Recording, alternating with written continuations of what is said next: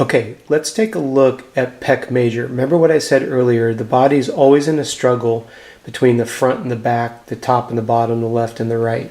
So in this case, this is my girlfriend Michaela, so this is somebody that I can touch.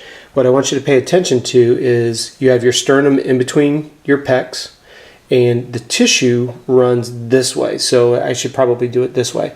The tissue runs from your sternum out to your armpit. You have pec major, pec minor, teres minor, teres major. So what we're going to do is we put the lacrosse ball in the dead center of the sternum, and you run it left to right the way that the tissue runs. Now, again, please be mature when you watch this segment. Get beyond the scope of the tissue that we're touching. There are a tremendous amount of trigger points that are in the pecs that cause the shoulder. Because if this tissue is tight, what it does is it causes this shoulder to rotate forward. Remember what we talked about.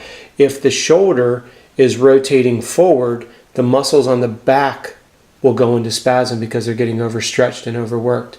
So now what Michaela will do is then start to go up and down. You have to cross friction against. Now, I'm warning you, there's a lot of trigger points in the chest. And when you do find one, just pause, hold it in place, take your other hand, put it on top of it, and actually press it against your chest. Take a real deep breath. Hopefully you'll start to feel that tissue release. You can even do it in a little semicircle.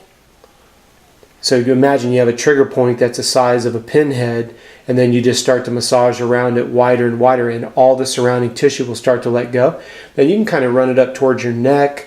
You can run it up towards your sternum. You can run it down towards your belly a little bit. There's no exact science to it. What I want you to keep in mind is your pec major is constantly fighting against the rhomboids in between your shoulder blades.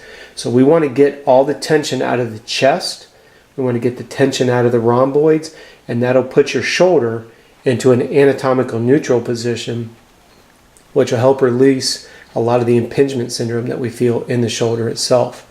So definitely give this a left to right, up to down range of motion to get rid of and address those trigger points.